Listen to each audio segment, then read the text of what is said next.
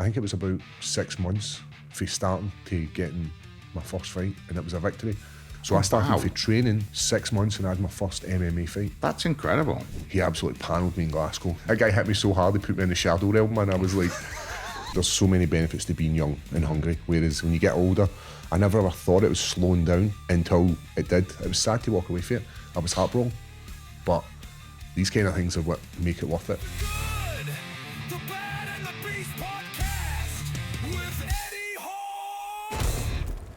Welcome back to The Good, The Bad and The Beast. Today's guest is one of Scotland's toughest men you have ever seen. He has recently retired from his professional MMA career, and we are catching him at the turning point of his life.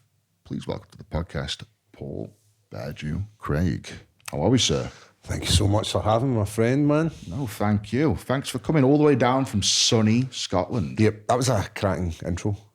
See when you hear somebody else like sort of giving you props for what you've done, because I never ever see myself as a guy who has achieved his dream of being a UFC champion. But when you put it in there, it's like, yep, I'm feared in the world of Jujitsu and UFC and mixed martial arts. All these kind of things are true, and it's nice hearing somebody else.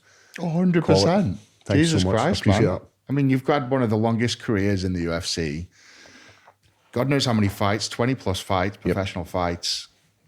God knows how many amateur fights to back that up as well. I know, it was a long career, but it was very short. Yeah. I wish I'd get into the sport a lot sooner. Mm-hmm. I was nearly 30 by the time I actually started this journey. Oh, wow, okay. So I was like, when I joined the UFC, I think it was like 27, 28. Yeah. So I'm already in the wrong side of 20. When you've got young guys now, I train with a young kid. He's 21.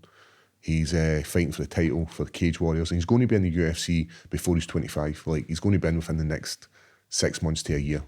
And when I think about where I was at his age, the game's changed. It's a young man's game as well, isn't it? You know, you find these top level fighters like Tom Aspinall and you know, the up and comers, they're all sort of mid 20s, late 20s. It's like that's the sort of peak for fighting, isn't it? You've got the alertness, they've got the ability to recover, the speed, the agility. There's so many benefits to being young and hungry. Whereas when you get older, I never ever thought it was slowing down until it did. Yeah. And I'm like, no, I'll be fine. Because when I was doing all my testing, I'm a sucker for numbers and testing. So I would work with guys for boxing science to improve me as an athlete. And all the numbers were getting better and better as I was getting older. And I was like, yes, here we go. I'm just going right into my peak, not realising that as a fighter, your peak's probably before you hit 30. So it was a long career for me. And I did. What sort of numbers were you looking at to come to that? Like, were you on about blood markers or what? So one of the things we did in our career was we made a decision to move to middleweight after being a 205 fighter for we started. Is that light heavyweight? Light heavyweight. So we decided we can make another weight class. Mm-hmm. So we went over to the UFC and they've got the PI Institute, like all the best scientists, physio. They've got it well looked after in there. So I go there and I do the test and they say, listen, you can make middleweight. It's going to be tough. And I said, right, I can do this. So it's just watching what I eat. So I did it and it was great. The first time, went to London, got a victory. I'm like, right, I'm going to be the middleweight champion. Yeah. And then he feed me to absolute monster after monster after monster. And I end up losing 3 on the bounce. So I have this decision, like, do I keep going? Do I keep working somewhere which isn't working for me? Or do I move back up to my weight class and have another run at being a light heavyweight champion? Because at my lowest point in the rankings, I was number 7 as a light heavyweight. Mm-hmm. I've already beat the current champion. I think I've beat 3 champions, ex-champions in different orders. I've fought everybody in the top 15, and we decided to move down because we thought it'd be easier. It was so much more harder. The skill level was through the roof, and we didn't have the energy and the muscles to continue to do this. So we end up moving back up, and then same again, it just falls apart because we're getting older. Yeah, I think sounds like you probably did yourself a little bit of a disservice by going down. I think looking back now, as I reflect at the time, I was like, yeah, that's probably a bad idea. Yeah. But I thought, I went up against a guy called Johnny Walker, who's a massive outlier in the sport.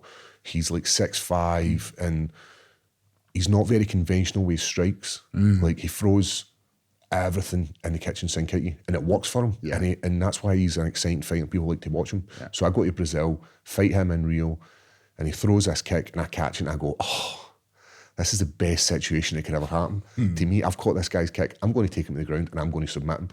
Within about 2 seconds, he'd panelled my face, and my nose was spread across my... Fuck. And at that point, I was like, right, maybe I'm a bit too small for this weight class, and that was in my head. So I spoke to my manager, I spoke to my team, and he said, you know what, it's worth a try. And then it just put me in a deeper hole. So taking more muscle mass off, taking all the glycogen out of my muscles. And then things started going wrong body-wise. So I ended up with like an eating disorder. I ended up with no like white blood cell count. It was so low that I had to wear a mask traveling. I had to boost myself with vitamin C. I had all these other things, and I ended up catching staph, Leukoccus, and gee, that's serious. So it just sort of run me into the ground, and we decided to do it another twice, and the same issues were still coming up. But jeez. I know. So right then, I running yourself in a hole. Yep, and the testosterone thing was terrible because we had no testosterone. Yeah. Like I'm telling, there could be a supermodel standing right in front of me. I couldn't get a hard on. Yeah. It was just everything had gave up. Everything was like, nah, we don't need a hard on. We need to keep you alive. So looking back, I wish I hadn't made that jump, but it's part of growing up in this sport. I'm learning as I was in the job.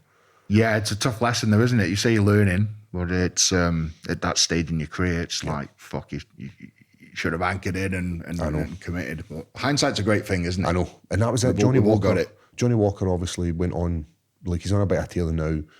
He's in the mix for being a title contender. Yeah. And I just had to stick with that division, but we live and we learn, don't we? And it's too late to be like, oh, I should have done this. And I always say that's the mark of a loser. Somebody that says I shoulda, woulda, or coulda. Yeah. Of course. See if I just slipped that punch and knocked him out with that next shot. Yeah. But we don't get redos in this sport. Yeah. No, that's a tough reality. Before we get stuck into it anymore, I asked my guest to bring in a piece of the beast. Yes. Did you bring? I did. I brought 2 items. 2 items? 2 items, because... Okay. So, the first one is when I first started my career, so I went from being a high school teacher with no aspirations of ever being a fighter. Had never thrown a punch in anger in my life. Had grew up in the west of Scotland where it's soccer, Rangers or Celtic, and then it's rugby. They were the only sports we did. Right. There was no in between where it's like, oh, we play shinty or we play like a fancy sport, like equestrian sports. No, we play football because it's such an easy sport to get a hold of. Yeah. So when I first started doing mixed martial arts, I didn't even know what it was called. I was calling it UFC chokes because I had no idea what this sport was. And it was Brazilian Jiu-Jitsu I was learning. And I started getting really good at that. And I do believe it was because I had an older brother and he absolutely terrorised me. Oh, I want to dive into this in a bit. He absolutely panelled me every day. So I went on this tear as a amateur, and everybody started saying, oh, he's pretty good. He's got an opportunity here. He could be the next guy in the UFC. And then I got to fight for a company called Bama. And they were like the biggest promotion at the time. And I ended up winning the belt and becoming like a Bama champion. So it's like the British Association of Mixed Martial Arts. Oh, nice. So is this... So this is like an MMA. Yes, this was title. Like, if you imagine, there's obviously rankings. The best way to describe it is like football leagues. So you've got like Champions League, which I would say is the UFC, and then you've got each individual. So if you're fighting for like the Premiership, this would be like the English Premiership because it's like the whole of the UK, but they also bring in a few European guys because the guy who had the title was a Polish guy, and he was and he was on an unbeaten tear. And I took it off him. And I think it was Birmingham I took it off him. And what year was this? I would have been I think I'd have been like 26 when this was. So that's like nearly 2012-ish.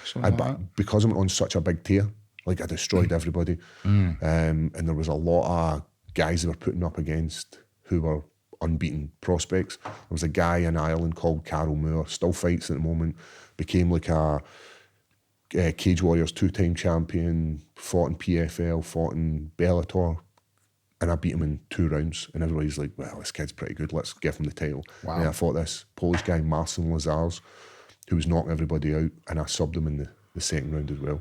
Absolutely imposed my will. Awesome. So this, for me, was like a turning point where it then became less about a hobby and became, right, there's actually an opportunity where I can actually be good at this. Because at the time, I had no idea that there was going to be an opportunity for me to be a fighter. I thought, oh, I'll get a couple of fights, I'll enjoy it, and I'll have a good run. I didn't expect to ever make it to the UFC. And after I won this belt, within 6 months, the UFC had contacted me and asked me to fight. And wow, okay, so it's a turning point for you. Yep, so it was a massive turning point. Yeah. And without that belt, I would never have got the recognition. Yeah. Because it's all about, like, you need to win regional shows. So you start in Scotland, win all the local shows there, and then move up to England, and then go for England to then fight in European shows. And BAM at the time was one of the top European shows. So this is basically Europe's best. Yep. And they ended up, so BAMA ended up becoming the Bellator Europe. Yeah. So Bellator just bought BAMA, and so I was like one of the last light heavyweight champions. So massive, like, I hold it we love this belt because I know what it took to get to it, and I know what it opened up the doors for me. So that's why I brought this. Nice. For those listening in, it's the typical belt that you get when you win a fight championship, you know, like world heavyweight title. And 3 gold plates, bigger one in the middle, and it says BAMA champion right in the center. Lovely looking belt. So this was the turning point in your career. This made you, in essence, European #1. Yep. And got you recognized then for the bigger fight federations like UFC, which is a worldwide. And then they hit me up. They phoned me and said, listen, you fancy fighting in Sacramento in November? And I was like, you're damn right. And I had set my goals. My goals were to be a UFC fighter and win at this point. Still teaching. And I remember I struggled massively to get time off because it's coming into Christmas. You're coming into like the last term. There's a lot of stuff you have to get done by the end of the year for starting January, nice and fresh. So it was a nightmare to get time off from my work. I managed to get 2 weeks, went to Sacramento a little bit early, packed loads of shorts, ready for the nice hot weather in California. Sacramento is so cold, it's unbelievable in the winter. I had no idea. Oh, really? So you've obviously been in the summer. I mean, yeah, I've been to Sacramento loads of times. in the summer, and it was like the hottest place on planet Earth. So I was expecting that. I just assumed California. Oh, jeez. And it absolutely bucketed down for the week I got there to the week I left. But it was a cool city. Like, I went to the old town, done loads of tourist stuff, went to It's like an old cowboy place, isn't it? Yeah. Old mining town, isn't it? Yeah, They found gold in them hills. Went to see the Sacramento Kings. Like, I'd never been to America at this point. And then now I'm getting to travel the world on the UFC's dime, which was amazing. Yeah. And then I went for these local shows and these like top European shows that looked after you, to the UFC, who pretty much done everything. Like, they made you feel like you were the best in the world. And that for me was like mind blown at the time. And I remember coming back and I won that fight, beat the guy in 2 rounds, and then went home. I had ended up with like a massive bonus as well. So I got my win, I got my fight bonus, and then I get fight the night bonus. My life just went like this. I thought I was a man. And then I went back home and had a chat with my boss. And I said, listen, I'm going to need more time off because they've asked me to fight. And I'm sure it was like March time in Vegas. And I was like, so I'm going to need some time off. I'm like, we can't give you it. And I was like, I need the time off. It's like, this is, there's an opportunity here. And they're like, we just don't have the facilities for you to have time off. We need you. You're employed by us. And it came to a point where I had to actually leave teaching because 50% to teaching, 50% to being a fighting, something's going to suffer. I'm either going to let the kids down who are actually needing support and direction, or I'm going to let myself down. So I was like, right, I can always go back to doing the teaching element as an adult when I finish fighting. I don't get a redo being a fighter. You only get one shot at it. Were you a school teacher? Yep. In primary, high school? High school. So it would be like social education. So I would go in and I would deal with a mix of kids. So some kids you would have like massive behaviour issues, massive educational issues. So was it in a normal school? Yep, it was. But it's just for the delinquents. Yep. I don't know what they call them, the naughty boys. I was part of that as well. My experience at high school wasn't the best. Yeah. And it was just because the way they taught in school, it's horrible. It's designed for the very small minority. So like by sitting there, this is shut up, listen to me, I tell you what to do, write what's on the board. It's no learning. And it wasn't until I grew up and I realised, right, I actually love learning. I just have to learn the right way for me. So then when I was in dealing with these kids, that was all I was doing, was trying to teach them like, nobody's stupid, nobody. You just need to be steered in the right direction. But then I had to leave that and obviously become a fighter. And the same again, it's quite... That's pretty cool. That's pretty cool that you were... Because I remember when I was at school and used to have, used to bring someone in, I don't know what they call them, but someone to deal with, the people, the kids that are always in isolation, the kids that are chucked out of class, the kids that don't really fit into the normal system. The mold, yeah. And there was always a cool teacher that took those kids on, always. So you were that cool teacher. I loved, even now, looking back, that was one of the best times of my life. Kids' patter is tremendous. See their quips and how funny they can be, and you got to appreciate that as like a grown up. Like, that's actually funny, but I'm going to have to get this guy in trouble, and I'm going to have to try and hold a straight face. Like, you shouldn't really be saying that, but inside I'm proper laughing. So I do miss that. There's a good chance I will go back to that, like, because now I've got a better platform, and I've got young guys in Scotland and let's say all over the world. They don't have a positive male role model. There's no many of us out there. So I'm thinking about that's an area I would like to go into with my next step in life. No, fair enough. Let's go back to what got you into fighting. So you said you had an older brother, but born and raised in Scotland. Yep. In the West. So what area would that be? So just outside of Glasgow. Glasgow, okay. So one of my favourite facts is Glasgow was the knife crime capital for I think it was 7 years in the trot. In the world. In the world, the knife crime capital. They if we're doing something, we're doing it well. In Glasgow, we'll stab you and we'll make sure we're the best at it. But in the same year, it also became the city of culture. Right. And I always find that's like, we're a very cultured bunch, but we'll stab you. So I love Glasgow. And even when you go to Edinburgh, I don't see Edinburgh as my city. Edinburgh feels a wee bit polished and nice and touristy, whereas I go to Glasgow and I think it's a nicer city for me. You get proper real people. Obviously, there's no issues nowadays. Salt of the earth people. Aye. Yeah. It's not bad as it was growing up in the 90s into the 2000s, but I love Glasgow. I love Scotland. Had opportunities to move and train in other countries like Florida or go to like Abu Dhabi, all these places, but I love Scotland. And a lot of people, Frankie Boy, I've said this like a few times, Frankie Boy's got a great quote where he's like, he used to love Scotland despite the rain, and as he got older he realised Scotland's beautiful because of the rain, and that's why it's so nice. That's why I love Scotland. So I'm going to die in Scotland. I don't want to travel the world anymore. I've done it. But growing up in Scotland, didn't come to a very affluent family. Dad worked his ass off. Mum didn't work. She looked after us. 2 boys, 1 girl, and we used to just battle all the time. I remember we used to drag mattresses, like all the mattresses off the bed into one room so we could just fight. But my brother. So are you the middle or the youngest? I was the youngest. So you're the youngest, and then middle was my sister. Your sister, who's 6 foot, built like me right now, like. So I was a scrawny one. I was tiny. What's the age difference as well? It's only 2 years, so it's 2 years between me and my sister. Yeah, but that's just enough to 4 years dominate you up until like the age of 12, isn't it? So 4 years was my brother. He was oldest, and he used to get a bit happy with all just hitting in the body, like boom. Yeah. And I used to jump on the couch and use my legs to defend myself, like. Because there was shots coming in for all over the shot. And I think that's why I became so good at jiu-jitsu, because I was constantly defending. I literally took what I was learning as a kid and took it into the real life situation. That's funny, man. I think I love diving into this kind of stuff because what makes us tick as adults is a lot of what happens in our youth. And I think a lot of that comes from siblings. Yes. Did you have siblings? I'm the youngest of 3. Same again, boys. Yeah, all boys, yeah. So I got beat to death every fucking day. But it makes you who you are, doesn't it? Oh, man, it made me a tough motherfucker, 100%. So tell me some of the stories. So no doubt your sister was horrible to you. Oh, she was, but girls are. It used to be good because every once in a while, me and my brother would gang up on her because she was the only girl. And we would terrorise her, and I would feel like, right, I'm not getting bullied anymore, so that's good. Yeah. But she was ruthless. Yeah. She was ruthless. Slaps, punches, kicks, stiletto in the head. I remember it was a bamboo cane my brother had. He was out the back, and remember as a wee guy, he'd swing, and he whipped me with this bamboo cane across the back. And it's even to this day, it's the sorest thing ever. And I still think about it, and it all welted up, and it was like this nice, crisp line right across my back. He's like, "Don't tell my mum, don't tell my mum, don't tell my mum."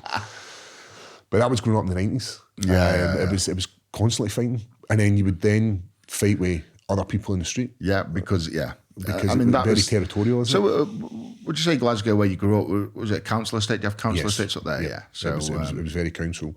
So fighting's like a daily occurrence, isn't it? You know, where we stayed was, if you imagine, we're 20 minutes from Glasgow. When Glasgow was overpopulated, they decided to make all these wee satellite towns outside Glasgow, and they moved loads of different families in for different areas. This is like early 80s into the mid 90s, and they all became very territorial. This was where I'm from. Airdrie's my place. Where are you from? I'm from Coatbridge. So there was always these enemies, and then it became even smaller again. Yeah. What street were you from? What town were you from? And then it was like, oh, we don't like the Get Lee ones, or we don't like the Thrash Bush ones. There was all these kind of young scheme mentality. I resonate with you. If you're from a different school, that was like the big one. So it'd be like our school versus your school, and you'd meet up. You'd like word of mouth meet up at a certain time after school, and I'll get a punch up. Yeah, but I'm talking like hundreds of kids. Not just like a few kids, like 100 boys from our school, 100 boys from their school meet up, and we would fucking have a battle. So like, that like full-on battle. Do you remember getting to like your first time at secondary school? Like, because you remember it was all these wee primary schools, and you're the hardest guy for your primary school, and he's the hardest guy, and everybody's kind of jostling to be who's the top dog in the start. And everybody gets together, and then it's just fights every other day. No, that's exactly what happens. Yeah, people big you up. Like, oh, we got Eddie Hall here from the Westlands. He'd fuck you up. And then before you know it, you've got an organised fight. Yep, and you had naughty day with us. Yeah. Like Dana White's working in the background already. He's like, hi, Eddie's fighting this guy at 3:30, let's go. Yeah. No, that's exactly what would happen. You would arrange fights from other schools. Yep. Yeah, so I resonate with you there. That's quite funny. So that, like, I think it's the same everywhere in the west of Scotland. It's probably all over the world. Like, yeah, I think England's got like a bit of a tradition for it though. I think we're a bit weird in that respect. Is we've all been this council estate sort of mentality of who's the hardest. Yep. Because we're so close quarters, and with the boxing heritage and everything, and the street fighting and the bare knuckle and everything. It's got a massive heritage in Scotland and England. Yeah, and I think there's a big fascination with it. At school, I mean, for me, the number one argument was who was the hardest. That was the number one argument. And then second, who's the strongest? Yeah. That was like first and second. So those two things would always go hand in hand. Who's the hardest? Who's the strongest? So I never won many battles in school. I was cracking at running. Like, right, okay. It was easy to run away from the fight and actually get caught up in this, because there was some absolute tyrants who could fight. Well, I can imagine in Scotland, because they get some big, like the Stoltman brothers, get some big fucking units. I think I could take both of them. Yeah? Aye. At the same time? Same time, aye. Okay, let's fucking set that up. Let's set this up. Let's get a misfits on that one. They're obviously big lumps. But as I say, growing up there, it was, as you said, almost about who's the best in your local area. So even though you and your sister and your brother would fight, do you ever find yourself in scenarios where you and your brother would be fighting together against other schools and other? No, it wasn't, because he was 4 years older than me. So by the time I started secondary school, he'd already left. So he never came and stuck up for you for a fight. Never ever stuck up for me. Wow. I always had to. My sister, on the other hand, she was writing about it. She's mouthy. Couldn't fight, but by God, can she talk, one? Put someone in a place by screaming in their ear. One of the funniest things I remember is like, people used to say, you look like your sister, and I used to hate it, right? Because she was bigger than me, she had a better mustache than me. Sounds really nice. I can tuck it in. So I'd done this. So it was like, I remember doing this. It was like a charity thing where I dressed up as Freddie Mercury in the Want to Break Free video, and I'm singing and dancing, and it was my actual friend who shouted this out, and then everybody started chanting it, and it was like, he's like, you look like your sister, and everybody started. I was like, just fucking bastards. So we look very, very similar, which I don't know if I'm feminine or she's very manly, but like, see, growing up in the 90s, I had some very good memories. I had some horrible memories. School was shit, but family was quite a big thing to us, and we were all together, even though parents were like they were good with the old hitting as well. They like, just growing up, you would let yourself in the house, you would have to have all the dishes done. Yeah, it's different back then. I know. Whereas kids now, man, I'm like, can you go and empty the bins? And it's like, I'll get it. Yeah. I'm like, I guess I'm just emptying the bins myself. Yeah, it's a different era. No. So growing up in Glasgow, that must have been fun. I mean, geez, I can only imagine, because even as a young boy going into the town centre, I bet you find trouble quite readily. Yeah. I went for a point of being like 13-year-old small weed. So I was like a skinny little guy. And within about 6 months, I shot up to like 6'4". Yeah, it was weird. I had a balance issue as well. Like you could push me over. So anywhere I went, everybody always went for the big guy. Yeah. Like everybody's dad was telling their son the exact same thing. Hit the big biggest guy. one. And I'm like, I'm a nice guy. I don't want to get caught in this crossfire. Just guys are nailing me. So I remember I got into like skateboarding and I stopped. By the time I was like 13, 14, 15, I didn't really want to jump about the streets anymore. Yeah. Didn't want to get into fights, get chases, drink alcohol. I stopped all that and I started getting involved in music, skateboarding. I became a bit of that was the area I moved into. But it still found me. All the shit you'd done years ago, it still found you. Oh, you were a prick back in. Boom. Yeah. And I remember getting my nose broke one night, like absolutely spread across my face when I just walked by somebody's house and inside they were having a party. I'm a skateboard. And they saw you. Guy came out and just absolutely nailed me. And the guy's honestly about 5 foot with his hands in there. He's tiny. Yeah. And he just banjoed me, man. And I went, boom. I was like, okay, I'll just leave. Didn't do nothing. Picked my skateboard up, walked home. Nose was shattered on my face. And I remember going and telling my dad, he's losing his mind. He jumps in the car, tries to find this young guy who's probably only about 14, 15 at the time. My dad's going to do this guy. But that was like growing up, walking about the area. That's what it was like constant fear. Yeah. I'm walking anywhere. Drinking drugs, was that a thing when you were a young teenager? I remember drinking like White Stripe, like cider. It was like proper, absolutely shitty rot cider. It was terrible. Aldi, It wasn't even Aldi. It was like a bottle. It wasn't even. I don't think it was as much as that. It was disgusting, and that was the first experience. And I had a terrible hangover the next day, and I kind of stayed away. I'd maybe have a beer, but up until I was like probably in my 20s, I never really messed about with it. But the time I hit that sort of milestone in my life, I just absolutely went tonto. Drinking, never ever messed about with drugs, so I was never taking coke, never taking heroin. I was not taking that kind of stuff. Never messed about. That's a big thing in Glasgow. There's so many people on heroin. Yeah, well, you think about many fucking people. It was a massive epidemic when we were growing up. It was a normal thing to see somebody shooting up. And you're outside the shops. Like walking by that as a kid. I remember watching like Trainspotting as a kid and no understanding it. Like understanding people, that's just normal life. I didn't understand all the nuances in the film. But growing up, that was just normal for me. I would see needles, I would see people ODing, I would see ambulances with people in my local area. It was just it was rife in Scotland. And to not get involved in drugs as a young guy I have no idea how I managed it. It's all about the crowd, isn't it? Luckily, you had the right crowd of people around you with the sounds of things. When I stopped jumping about the streets, I started thinking about the geeks. Like we were losers. We were painting action figures. Like, I don't know if you ever heard of these things called like Warhammer. The Warhammer. Oh yeah, I used to love the Warhammer. Painting them and playing the guitar and did you see this riff for this?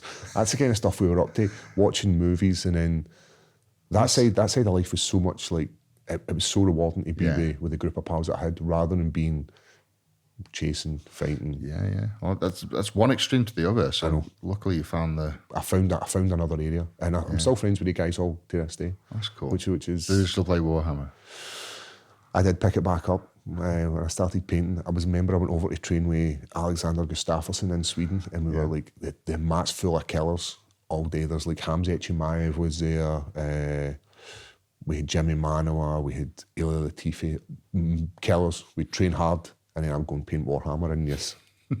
Like, it's just a polar opposite of what you expect these guys to do. But that's cool. Did you finish high school? I did finish high school. Yeah. So and by the time I hit the end of my time in high school, I enjoyed it. I enjoyed learning. Right, I found what worked for me. And got pretty decent grades. But then by the time I hit 18, as well as like working hard, I found women, and I ended up with a kid at the age of 18. Oh, wow. Yep. Fuck. So you've got, what, a 20-year-old now? My daughter's 19. Yeah, wow. 19, she'll be 20 in January. So that was tough, and I had to grow up. Yeah, fuck. So what dreams you had, they're all gone. Just beat it. No more dreams. Yeah. I had my first kid when I was 20. So not far off. It's tough, isn't it? It's hard, man. Yeah, it just it stops you doing the things that Yep. what your peer, your friends and everyone else are doing. They're going out, they're pissing money out the wall, the holidays. It stops doing a lot. No, you have to grow up fast. I remember one Christmas, it must have been my daughter's second Christmas, and then everybody's going out. We always used to go out New Year, Christmas Eve, sorry. We'd go out Christmas Eve, we'd have a good skinful, and then we'd go home. Yeah. And I never went out the first year because it was my daughter's first Christmas. So I was like, I'm not going to go out. So second Christmas, I'm like, right, I can go out and have a few. A few's all right. Yeah. I was gutted. And I remember just sitting on my doorstep, chapping the door like this. Opens up the door and I fall in. And I definitely get kicked in the head that night and dragged in. And I still had to go and build. It was a Cozy Coupe car. Yeah. The wee coloured cars. I had to go and build one of them. And For Christmas Day, yeah. Before I went to bed and I was stinking, and I remember getting up and having to film with a video camera. And I remember just smelling my breath. The alcohol was just wafting into my face. I was like, wasted Christmas that year. And then went to my parents for Christmas dinner, and then had to go up and lie in bed, spewed everywhere. Wasted Christmas. But that was I was young. I was only 19, 20, and I had no idea how to deal with. Still gonna try to be, still doing what your peers are doing, as you're saying. No mental holidays with the lads, or no going out every weekend and getting smashed. Yeah. No you miss all university, that. no college, none of this kind of You stuff. have to put all the money in for the kid. And I made sure I didn't decide to be a dad, but I made sure I was the best dad that I possibly could. And even now, I love spending time with my kids. It's one of the highlights in my life. Yeah. And they think I'm funny. No very many people think I'm funny, so that's a good thing. And I'll say a joke and I'll be like, and my youngest will laugh and I'll be like, still got it. Still got it. But I'm so not funny. How many kids you got? 2, both girls. Both girls, same mum? Yeah, different mums. Different mums. Aye. Okay. It was just we were young, we were I think we were 14, 15 when we started seeing each other. Okay. And then it was on, off. And then eventually it's just we're just together for the sake of, because that's what you did in high school. But now we've got a kid. Yeah. But I doubled down and made sure I stuck there for a good few years before I'd done the bunk. But still have a great relationship with both sides of the family. Good. Daughter stayed with me her whole life. It's not like I went for being a deadbeat dad. I made sure she was in my life the whole time we were together. That's good, man. That's good. So finish high school. Mm-hmm. Did we do uni or job or what? Yep, no college, no university, no higher education. It was never an option. Right, okay. The first job, I was still working in McDonalds as I was left school. Right, so 16. So You were 16, working at working at McDonald's. in Glasgow? It was in a place called Airdrie. Some great memories. I was the worst employee ever. I quickly realised that you could, if you smashed an egg against the freezer, because it was a really cold freezer, it would freeze it instantly. And I used to just go in there and just batter eggs against the freezer, man. It was covered in egg. And I didn't get caught, but this day I went in and I smashed this egg off, and I was looking at my work, marvelling at it, wow, that's good. Like an artist. And then the head of the whole store comes in and is like, what are you doing? I was like, just getting fries. Yeah. And he's like, tomorrow, Paul, can you come in and do an early shift? I want you to clean this freezer. I was like, bastard. And I had to scrape. He never caught me, so he couldn't really punish me, but he's like, I know you were fucking doing this. So you're going to come in here tomorrow at 6 o'clock and scrape all the egg off this freezer. And how long did that fucking take you? It took me hours, man. Honestly, it was horrible as well. My hands were cold, and I was like, right, I'm not breaking any more eggs in here. So I learned my lesson, but I was the worst employee ever. I used to this is absolutely stupid, I know, because I'm an absolute asshole, but people used to walk past the fryers, and I found if you put the onions in them, they would spark at people. So I used to time and because I'm 16 at this point. I used to time when people would walk past. So I'd throw the onions in, they would spit at them, and then they would get burned. Sounds like an absolute dick move, but I used to love doing Sounds that. hilarious. And sticking pickles to the roof. They're so sticky, it's unbelievable. Because they were and there was all these wee dried pickles stuck to the roof. Worst employee ever. And I went for that. I had a whole host of jobs before I ended up teaching. I was a bin man. Okay, as in the bin wagons that collect your bin off the street. Yep, I did that. I did that for about a year. I was a postman. Did that for a year.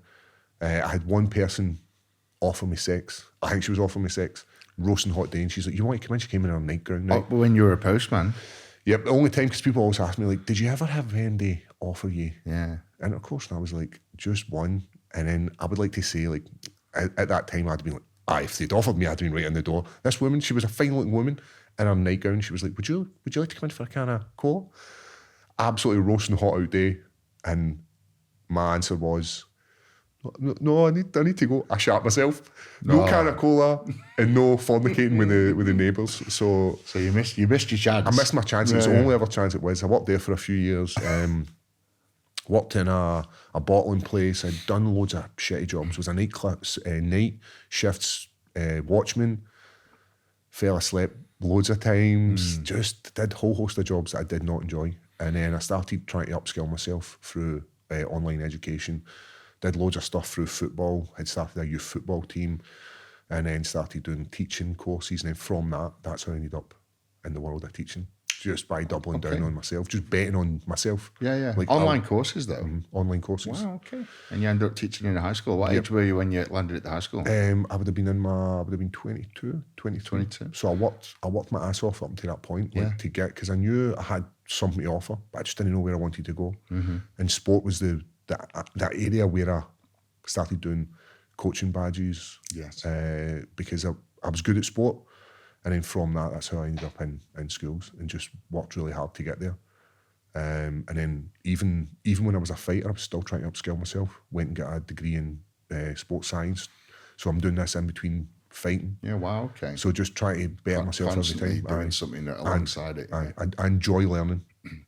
So when did the fighting start? When did you do your first jiu-jitsu session or your MMA session? When did that start? I went into this gym. The gym was disgusting. Like, all gyms are disgusting.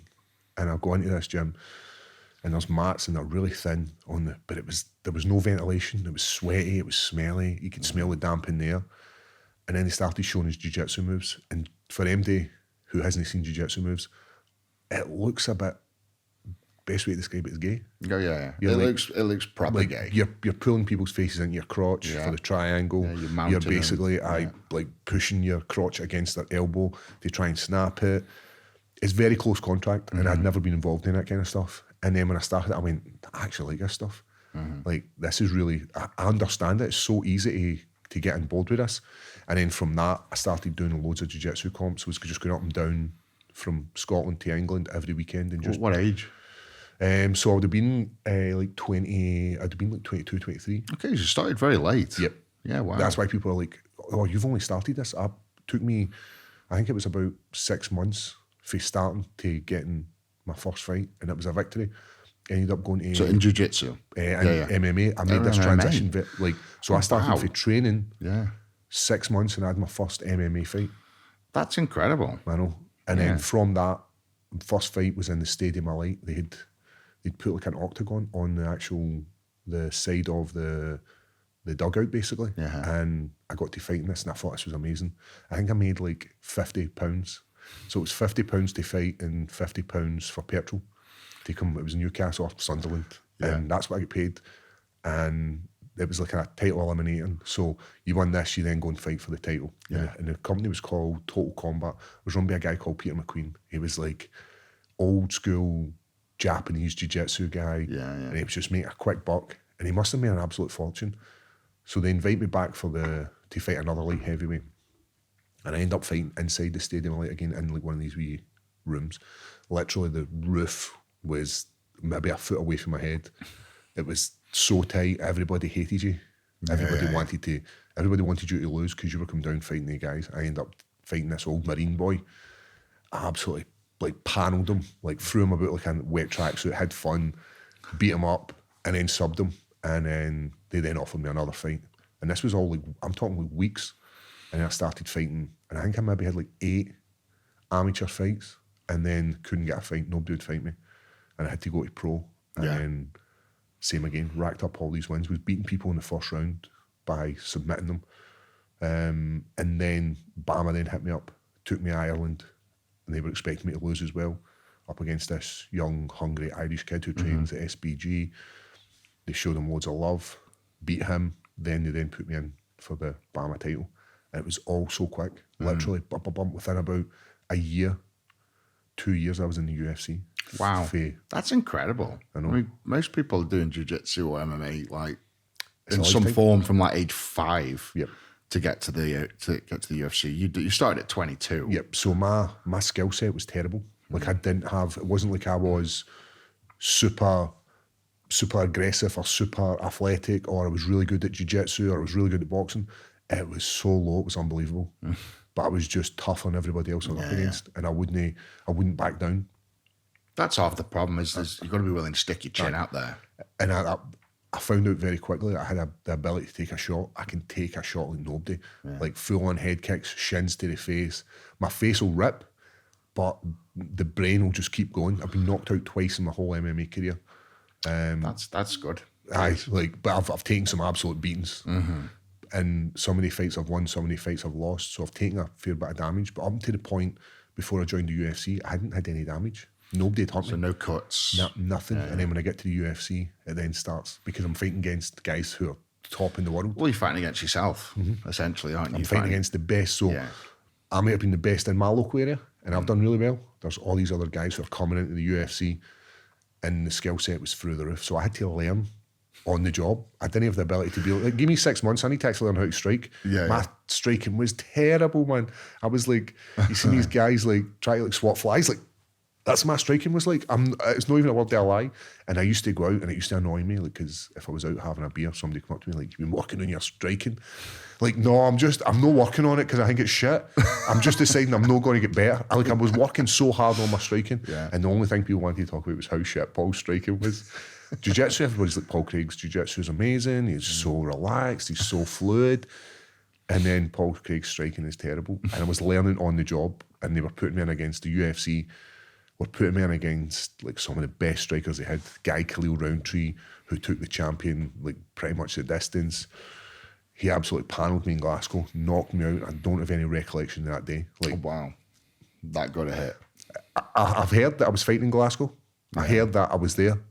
Well, you don't know. You don't remember. Body, I was there, but my mind was fucking miles away, man. That guy hit me so hard, he put me in the shadow realm, man. I was like, the shadow realm. Like, man, honestly, there's a whole period of time I've got no recollection, and it's like after the fight, I'd never lost. That concussion is a serious fucking thing, and for that reason exactly, is you lose bits of your mind. Yep. You don't even realise it. No.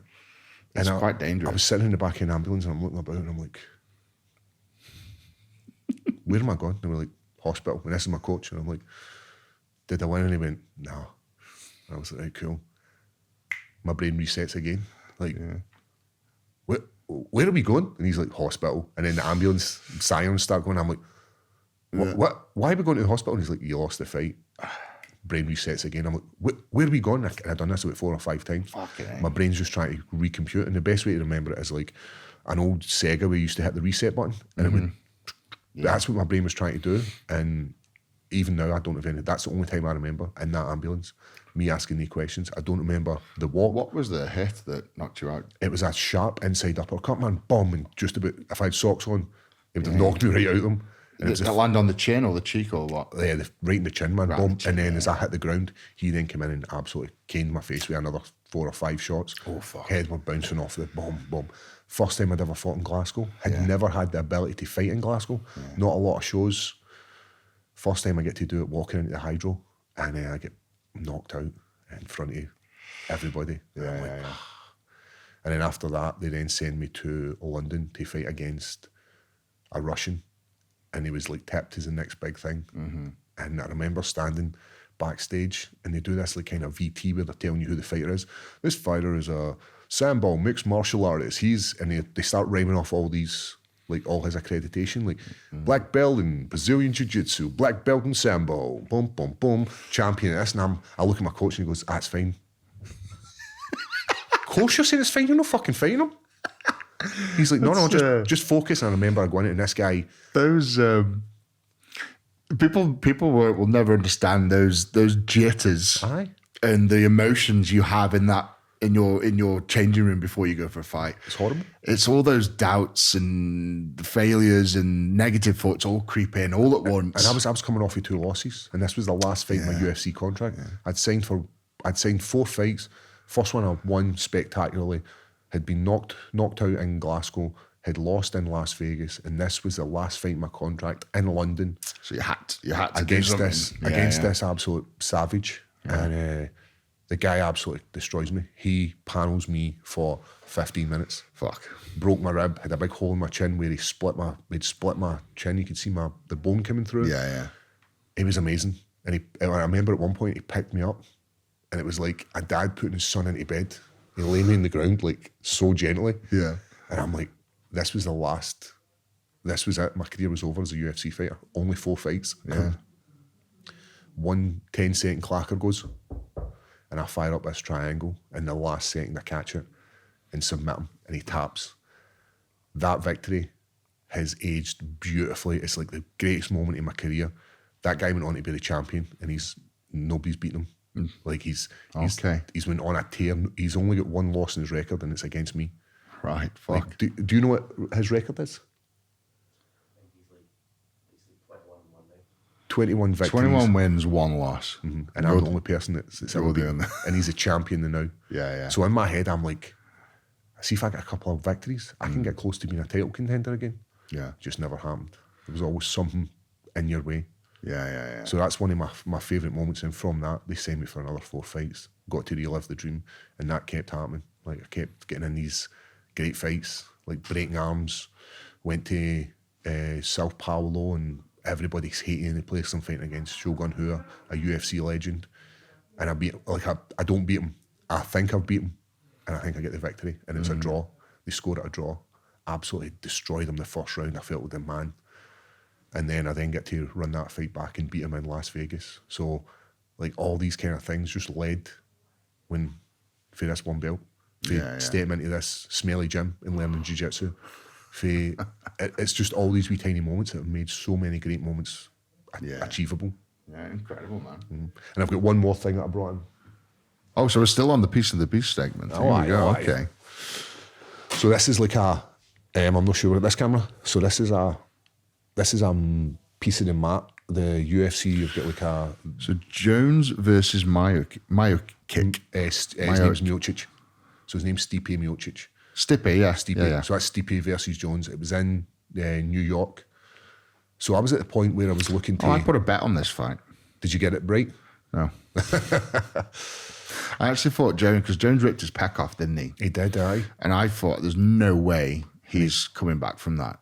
Like, there's just no chance. So I put £1,000 on Stipe to win. Aye. Yeah, and Jones was just, even now, I still think he's the GOAT. And this looks like, so it's a framed piece of cloth. I'm assuming this is a bit of the canvas, a shirt. It's a bit of the canvas. There's a bit of blood on it. Yeah. And that's I was lucky enough. That's going to be Stipe's blood, most likely. I thought it was mine. Oh, okay. Because I ended up where my eye was bust open. I was fighting on that card. Right. And I was like the first Scottish person, I'm sure it was like Ken Bruce or somebody like that, some old school boxer. Yeah. The first Scottish person to walk out in Madison Square Garden for like years. And that was like a cool moment for me. I got to stand on the scales that Muhammad Ali stood on. I got to fight in front of Donald Trump, like love him or hate him. Like he's still the president of the world. Yeah. So I got to fight in front of the president of the US. Yeah. There was just so many amazing times leading into that fight.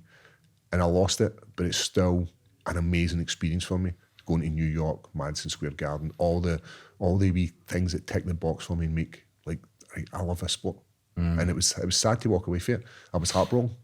But these kind of things are what make it worth it. I didn't get into the sport for money. The bankable memories. I've got some amazing bankable memories from Strongman and also the fighting game already. You know, traveling to Poland and smashing the 2 boys. Yeah, well, smash the 2 boys. That was fucking the best fun I've ever had in my life. Like watching that looked like you had so much fun. I was like, you're enjoying life.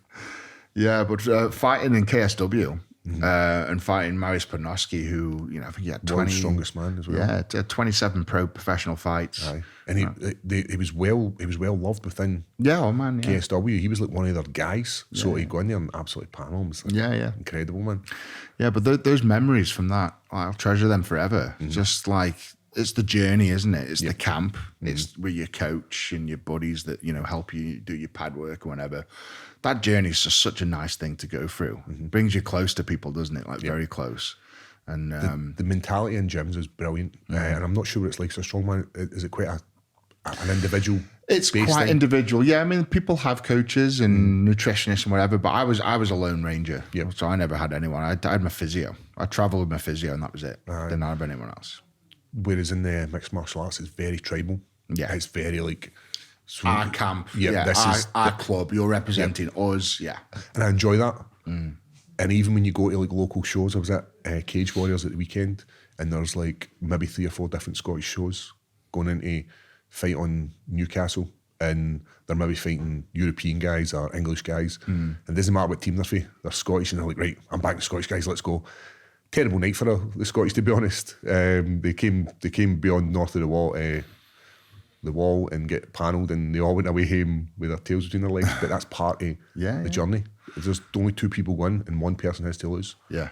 And a lot of guys put a lot of pressure on themselves, myself as well. Like at that time when I was originally training and being a fighter, I used to put so much pressure on myself, and it was like overwhelming, and it was too much for me. I had to work with a sports psychologist.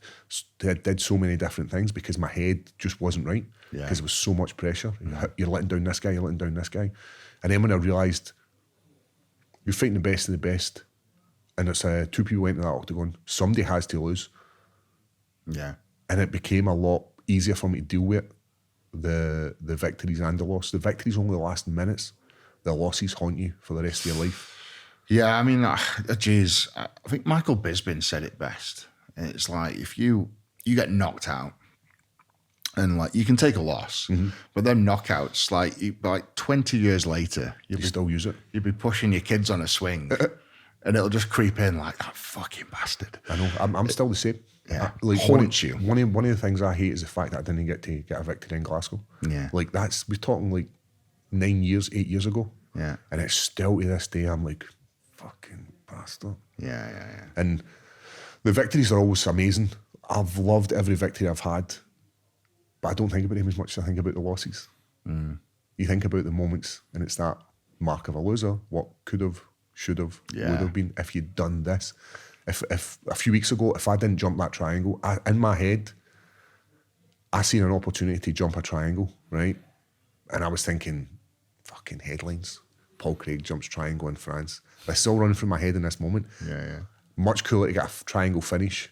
And I was kneeling in the gut, and I was doing good, and then I jumped to try and get this move, and I fall on my back, and he panels me, like he absolutely canes me. And it results in me losing. That one movement, that one poor decision that I made resulted in me losing. Yeah. And it haunts me. And it's like, it does, man. why did I do it? What did I not just... And you probably find it like when you've maybe a slip if you're doing a stone or... Yeah. And you're like, I've never done that before. Yeah. And if I do it, I can catch it very quickly and come back very... These are the horrible things, and the things with fighting, it's so personable as well, isn't it? People say, you shouldn't be attached to a fight, but you have to be. It's your life, it's your livelihood, it's your personality, everything's invested in this fight. And if one man betters you, it's like, fuck, man. It's the alpha in us. We all want to be the alpha. And when another man beats another man up, you lose that alpha status. And it's like, you feel a bit like a wounded lion. It's very animalistic, isn't it? It is animalistic. As you're saying about like a wounded lion, the young guy takes a shot at you, and you go down the pecking order and down the pecking order. And there's no other visual way than fighting. Yeah. No, it's the number one way to... He beats you and you're like, right, I'm down. Yeah. I think other than fighting, like lifting weights, I always think like if you can better another man, other than punching him in the face, if I can lift more than that man, that's like another alpha title. It's 100%. It's like what makes us that animalistic. If we go back to being when we were like hunter-gatherers, you'd be the boy. Yeah. Everybody'd be like, right, Eddie, we need you to fucking get an animal. Yeah. You're the hunter, we need it. And everybody relies on you, whereas now it's no that thing. And the only way we can get this outlet is through lifting absolutely incredible weights. Or beating people up. We're the last of a dying breed. Yeah. No. Especially in this world where it's a lot of young guys are not grown up to be alphas. Man. Oh, fucking hell, man. It's a complete opposite. I think they're purposely steered away from they call it toxic masculinity. They still need these guys. I just think it's being a man. Growing up in the west of Scotland and getting slagged in school, everybody should experience that. Everybody should experience, if you're a fat guy and your whole school is like nailing you for being a fat guy, then you're going to do something about it. Yeah. And I think we'll call it school justice or street justice. I think it's a great thing to have. Now the kids don't do it. Like when I talk to my kids, I'm like, do you still slag gingers? And they're like, no. Like, tell me at least specky folk. Yeah. Do you slag fatties? No. What's going on at school? Yeah. Kids are grown up and they can just do what they want. Yeah. No, it's good in one respect, but in my opinion, I mean, the upbringing we've had, you know, you do something wrong, you get a slap. Yep. You know, you do something stupid, you're getting the piss taken out of you for a long time. So my nephew was in school and he got into a fight. For me, it was just a standard fight. And I told my sister, don't get involved. Yeah. She said, no, he's getting bullied. And I said, listen, he's clearly said something to the right person. Yeah. And how do we know? How do we learn that we shouldn't do that? Yeah. You get a belt in the mouth, and that's what happened to him. I think, honestly, mate, I think that's one of the best ways to learn. Yep. It's social. Because that's real life. Yep. It's real life. I mean, my son's actually, he's been in fights, and he's always got the better of it, luckily, so far. But I've said, you know, he's been... It's the back chat, you know, it's the talking shit. It's calling, you know, we've been in the gym and he said something to somebody in the gym and I've been like, Max, fucking nail. Like, if I wasn't here, mate, he'd fucking punch you in the face, you know that. And he'd be like, what? I'd be like, yeah, mate, in the real world, you go down the street and say that in the fucking town centre, you're going to get smashed in the teeth. But you learn from it, don't you? Yeah, and I've said that to him. I said, one day, mate, it's going to fucking happen and I won't do anything about it. If you're in the wrong, if you've been talking shit and you get smacked in the face, that's your lesson. Street justice. Street justice, yeah. I'm a big believer in it. I'm the same, and that's why I said to my sister, do not get involved. Let him deal with himself. Listen, if it becomes a point where he's actually in serious threat, then yes, intervene. Do not let him take an absolute pasting. But if he's just said something to somebody and somebody's dissed out street justice, then I'm happy with that. Yeah. He'll learn from it, and he'll learn who he can act the cunt to and who he can't. Yeah. No, I mean, you look on the internet now, mate. Fuck me, everyone's got an opinion and a voice, and they talk so much shit on the internet. I mean, that's how people... They'll never do it to your face. It's the soft generation. Everyone's so safe. Tell me you love when the guys get in touch with the UFC fighters and you see them getting into the gym and taking the second prizes. Yeah. Like, guys are like, hi. I think it was Paul Felder. No, it wasn't. It was Sean Strickland. Somebody was... And he's like, come down to the gym. He absolutely battered the poor boy. Good. Aye. And the guy, like, hopefully the guy learned his lesson. Like, in the real life, you can't just walk about and say what you want. It was Sean Strickland. That was brilliant. Absolutely. I fucking love watching that. Aye, and I'm like, you deserve this. I'm sure it's Deontay Wilder as well. He did the same match, right? Yeah. And you know what? I was all for it. It's like, if you're going to fucking talk shit and be like, right, I'll come and fight you, you fucking deserve that beating. Of course you do. Because what did he expect was going to happen? They're going to have a wee touch up. Like, Mom, had this. Yeah, fucking, it's obscene. It's absolutely obscene.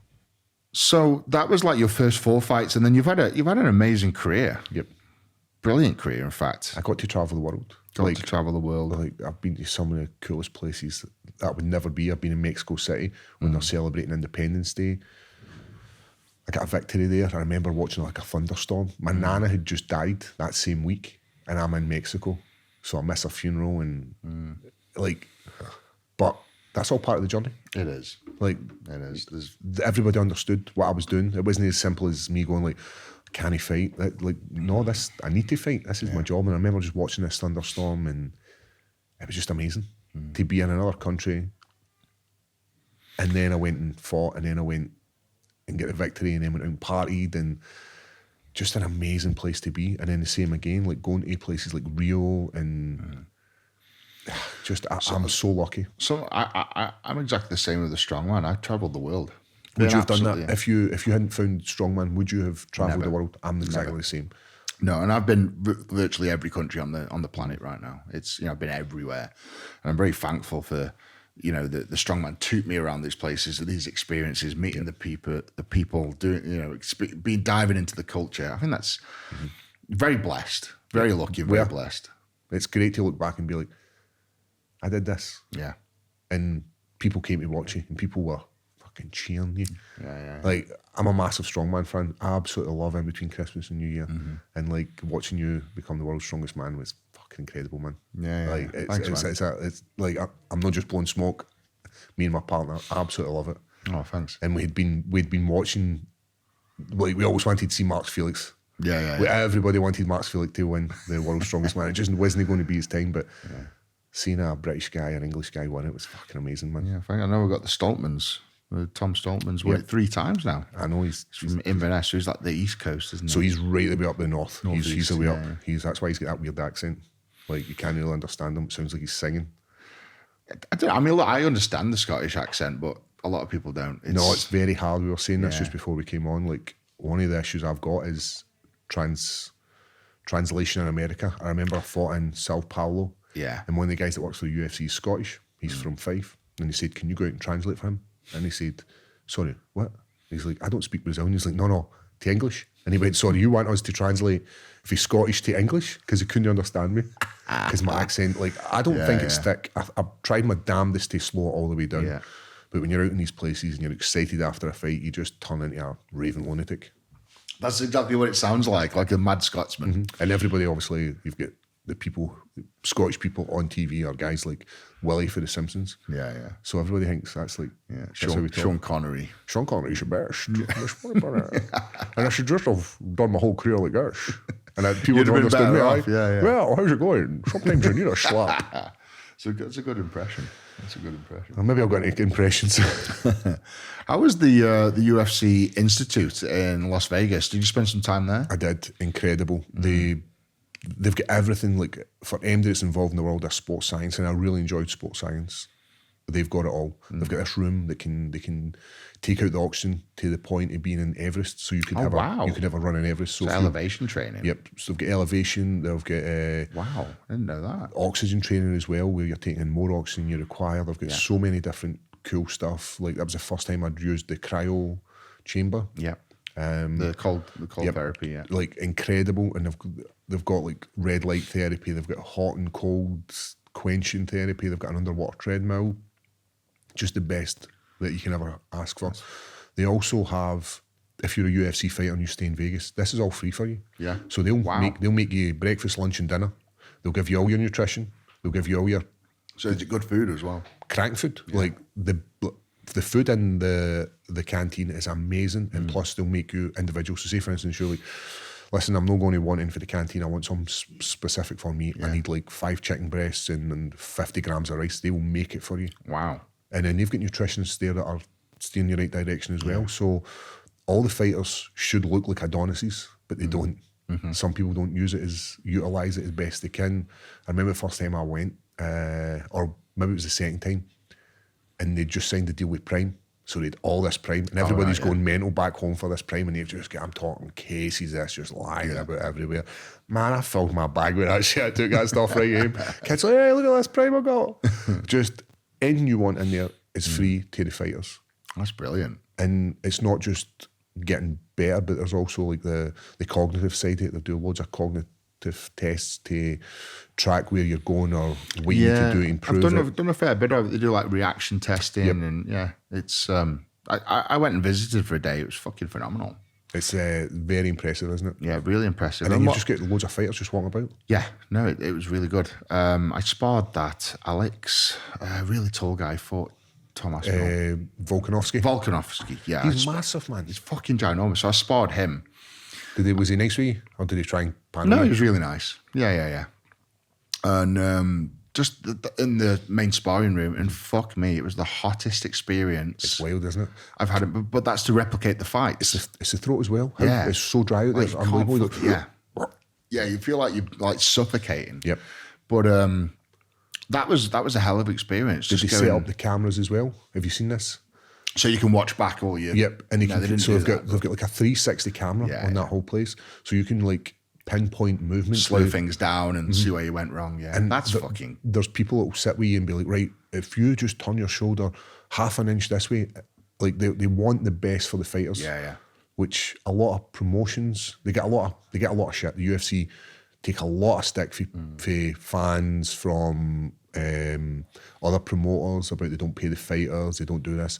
They look after you so well. Yeah. I've not got a bad word to say about the UFC. They gave me everything I have. They paid me what I was worth. And if you think you're worth more, then go and find it. Go and find it. Go out and like Francis Ngannou did that. He was like, I'm worth more. Yeah. And then he went away to PFL. And he did make a bit of money. But he's no fighting the best in the world. He's no fighting at the top, the cream of the crop. Yeah. And that's why I got into the sport. It was to be the best that I can be. And then see when I started sliding down the scale, that's why it was easier for me to walk away. Yeah. I'm not saying it was an easy decision for me just to be like, yep, that's me on my way. I'll see you later. It was a tough decision, and I'd made this decision months ago. And I'd win, lose or draw when I was in Paris. I was going to walk away from the sport just because you've got to bet in yourself. If I'm good and I'm going to leave the sport on a high, then that's fine. But I need to bet in myself that I'm going to go on and do something better in my life. Yeah. I can't be an old man sitting there with brain You've damage. got to draw a line in the sand with sport, because everyone has an end date, and you've got to be aware of that end date. And a lot of people don't. A lot of people just keep going and going, and then old and broken. Loss after loss after loss after loss, and then they retire, and it's like, fucking that's... How easy was it for you to walk away from the sport? Very hard. It's probably the hardest thing I ever did. Because it's our identity, isn't it? Yeah, it is your identity. And I've talked about this before, and it's like, I get so much shit for only winning World's Strongest Man title, because it's so obvious I'm capable of winning more. But you've got to, like I say, you've got to draw a line in the sand and realize when to walk away. And that was my time. Just more family, health. Just health's a big one, isn't it? Health, man. Just so much stress and strain on the mind and the body. And I walked away after winning World's Strongest Man 2017, and that was this much harder choice. The easier choice would have been to stay in strongman. Yes. And keep competing. That, honestly, it sounds stupid to say this, but that would have been the easier choice, is to carry on competing, because it was a given. You know, there was always going to be a career for me in strength sports, you know, with the size and strength I was. So to walk away and be like, right, I now need to capitalize on what I've done and do my TV shows, do my social media, do my podcasts, and capitalize it. And by fuck have I. You know, I've rode that way very hard. But you're healthier. Yes. You're not picking up all these niggles. I mean, I'm saying niggles. When you pick up a niggle, it's a catastrophic thing, because you're lifting. It's not like I'm lifting a light weight. Your muscles are actually ripping off. There's a good chance, right? And I say this quite openly. If I'd have carried on strongman, I might have won 2, 3, maybe 4, maybe 5, maybe 6 fucking World's Strongest Man titles. Who knows? But there's probably more of a better chance that I'd have died doing it. And that's what I tell myself. When you're lifting the deadlift world record, and your nose bursts. And I mean, like the 500 kilo deadlift was pinnacle, deemed as the impossible, and I could have done more. 100%. A year later, I was another 10, 20% stronger. I could have done more, but at what risk?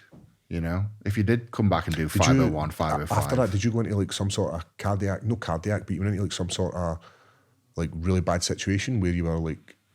So the 500 kilo, it was just a massive... I basically overloaded myself with adrenaline just through this technique I did with this fight or flight sort of hypnotic scenario, and my body just kept producing adrenaline after the lift, and I just couldn't get it down. So my heart rate was just like I was going blind because I was just fucking I remember hearing about this, and I was like, that's incredible. Yeah. But would you do it all again? Yeah, 100%. Yeah, I probably had more weight. Yep, and that's why you're an alpha. Yeah. And so I resonate with you, man, about, you know, you've got to draw a line in the sand somewhere and walk away. So you've had an amazing career. Yep. Phenomenal career. Thank you so much. And sounds like you've, you know, as you say, you've got lots to fall back on. But what is your plans? What's next in line for you? I've got a few ideas where I want to go. I enjoy the talking elements here. Like if I could just get my accent to be one of these nicer, crisper Scottish accents. You're going to go to speech therapy. I'm going to have to, and try and get like a James McAvoy or a Ewan McGregor accent, or even a Sean Connery. Yeah. But I would like to go into the more side of the media. I'd like to break down more fights, the jiu-jitsu side of it. My jiu-jitsu is one of the best. Yeah. So I'd like to do that. I would also like to be involved in doing more jiu-jitsu, because being in the UFC, I don't have time to do jiu-jitsu. I don't have time to do jiu-jitsu as its own sport. That was the sport I fell in love with. That's why I started doing MMA. So now I'm going to try and reverse it and go back and compete more. I mean, that's a great option, because jiu-jitsu is basically non-contact, as in you don't get hit in the head. Yep. but there's a lot more longevity There's definitely. in that kind of sport. So is that something you want to get back into? Back into jiu-jitsu and do that competitively? Doing it competitively, because we're always going to want to compete. It's like the same as yourself, right? You're maybe not doing strongman, but you're still competing. Yeah. Like when you're mixed martial arts or boxing, whatever it is you're doing, you're still competing and you're still putting your body through all the stuff that you're still putting your body to the absolute brink, but it's doing something different. I think it's important. I think if you were to stop everything, you'd most likely turn into a fat mess, like a lot of people do when they stop sport, you know. So I think it's super important that you reset your goals and do something else. Definitely. So I think it's going to be the jiu-jitsu element. I have had offers to fight in nice big shows, and money's not like what I would make in the UFC. But you've got to imagine the risk-reward ratio. Reward, right? You're not getting punched in the head. The risk in the UFC is super high. Like I've got, my ear was hanging off like last week. Oh wow, yeah, it's a gnarly scar. That's all been stitched up. All been stitched up. I had like the same here. Like you have to take shots in the sport, so it's not like anybody gets in and gets out with no damage. Everybody people play it down, but like it's a fucking dangerous game. Like not a lot of people have died doing fight game, but by fuck, there's a lot of people that have really fucked themselves up. And then you look at the damage these guys are going through now. When you're looking at guys who are old OGs in the sport, they're now kind of broken men now. Yeah, and you're like, right, you did give us it all, but at what cost? And I don't want to be that, because people are like, oh, I can't believe you're retired. Like, well, what do you want me to do? Do you want me to keep fighting? And then my stock just gets worse and worse and worse. Yeah, I then become a shadow myself. Then I go from fighting in the UFC to fighting in a lesser promotion. Because guess what's going to happen? The promotions are going to use you to build the next guy. Of course they are. The old, I say that in my post-fight, the old make way for the young. The young eat the old in this sport. Yeah. And if you're not able to hang with these guys, they just feed you to the lines. Yeah. And it's happened to me. And you've got to be aware of that. You can't be like, oh, the UFC love me and will protect me in my whole career. They won't. When you look at guys like... It's a business. I know. When you look at guys who have done the sport such a good turn, like guys like Anderson Silva, and they're putting him up against Adesanya, who's the next best striker in that division, and then he beats him, right? He doesn't beat him dramatically or knock him out, but he's still going up against these young guys, and then he then walks away for the sport. Yeah. Like, I don't think it's a bad thing getting beat off a young guy. Like the kid who beat me in Modestus he's brilliant. He's going to have a good career in the UFC. He's one of the top UK guys, and I'm glad that I passed that baton on to him, rather than being like, no, I'm not going to give him a chance. Yeah. I want him to have a chance, because not only is it good for UK MMA, like he's going to go on and do great things in the sport. Yeah. So I'm glad that I passed on that baton. But I did, don't get me wrong, I did try and go out there and batter him. Yeah. Well. I wanted the victory. What are you a black belt in Brazilian Jiu-Jitsu? Yep, I'm a black belt, second dan. So there's 10 dans, isn't there? Yeah, you can go to a coral belt, like, but I think that's reserved for like old OGs of the sport. It's weird how that works. How you eventually get it if you've just done enough for the sport. Yeah, but it's weird how that works. It's like they'll only give you like the top belt if you're like time served. Aye, which I think is ridiculous. Definitely, but then when you think about guys like Renzo Gracie, who like revolutionised the sport of mixed martial arts and jiu-jitsu, then I can get it. Like you've like. It's like a lifetime achievement award. Well done for everything you've done. We're going to give you this belt. We know you're not going to compete and absolutely smash MD. And the young guys will absolutely rip your legs off, but we want to recognise you.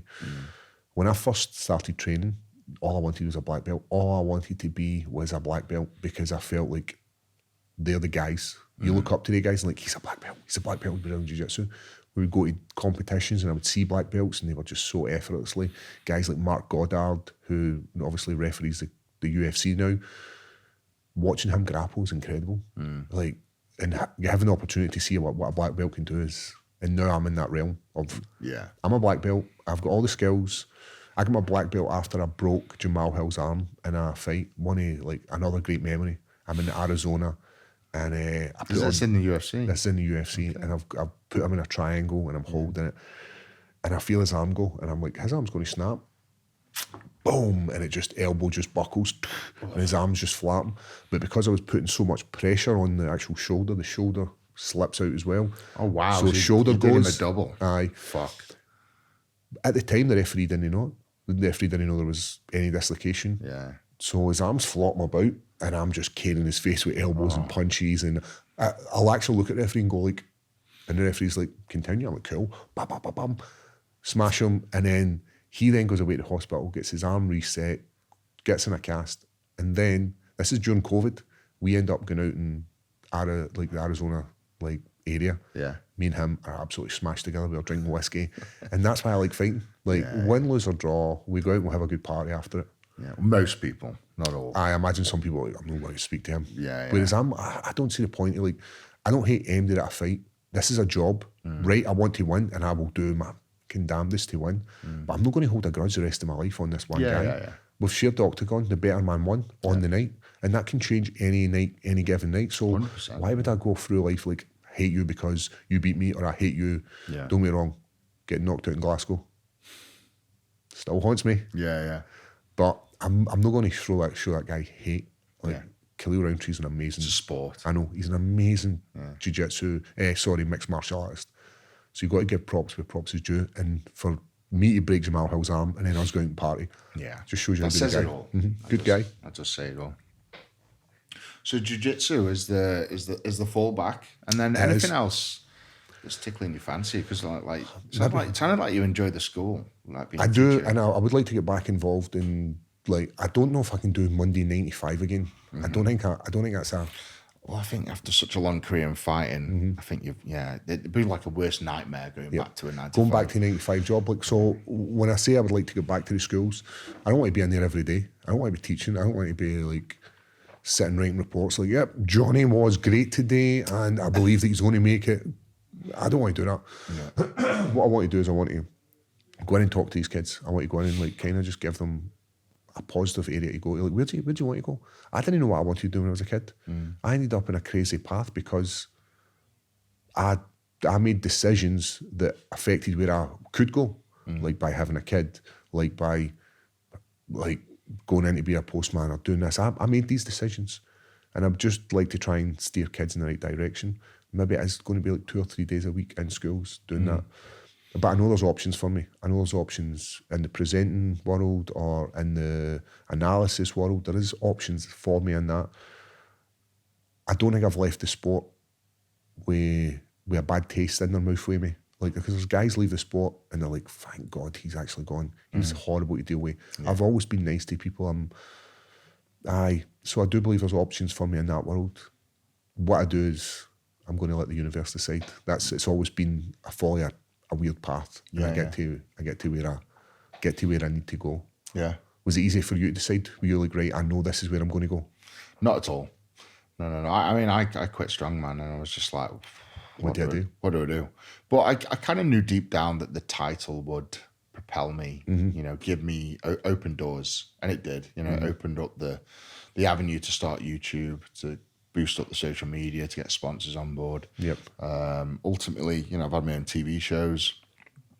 TV shows coming up, it's given me film opportunities. It's done so much for me. So I like the tour he's did with all the strongmen. That was brilliant. And he's came to different places. And done the Stone of Destiny, didn't you? You came to Scotland. Yeah, so the strongest man in history on the History Channel. That was cool. Brilliant. That was good. Yeah, that was really good. He's dead. Who was the guy who used to bully? The American boy. There's Brian Shaw, Nick Best, and Robert Oberst. It was no Oberst. It must have been Nick Best. Nick Best, yeah. He's just used to bully that poor guy. Aye. Yeah, he deserved the bullying. He was hard work. Street justice, we call it. Street Justice. Yeah, he didn't have much street justice growing up in Vegas, so we fucking gave it to him. Aye, that's a rough place to grow up in as well, isn't it, Vegas? I can imagine. So he's doing him a service, so he should thank us. Yeah. But no, that kind of stuff's, it just kind of found you because of who you are. Yeah, I think staying involved with the sport in some aspect was quite a good move as well. Like dipping your toe and doing presenting and help at refereeing, whatever. Running shows, giving back. I think it's important, and that could work for you. Going back and I don't know, maybe you do some jiu-jitsu classes with the schools and get people feel like your own team going, or See, the issue with getting a team, because there's so many people out there. What I don't want to do is oversaturate the market. And I know I've got a niche because I'm the UFC guy, the Jiu-Jitsu guy, so I could have a gym. And that'd be the easy option. But I'm not sure that I can give the time in it. I'm not sure I can double down on this and be a coach. Because I look at what my coach does, and he's not just dealing with fighters. and they're throwing a 1-2 or a high kick or jiu-jitsu, he's dealing with their social and emotional needs as well. Yeah. He's having to deal with fighters who are not believing in themselves, or maybe on the cusp of being something great, and he's having to then become a psychologist. He's then having to become a nutritionist. He's then having to become a conditioning guy. So he's not just got one job. That's true. He's got all these jobs to try and help these young guys. And That's what a coach is, though, isn't it? It's all those things. Yep. It's mental support more than anything. Yep. And the amount of times that I've had to phone up my coach and be like, I'm not feeling this, or this isn't working, and he's the guy that talks you off the edge. Yeah. Like, come back for the edge, mate. Come on, you're full of shit. Come here. And he's been there and done that, and I don't think I'm ready for that in my career at the moment. 37.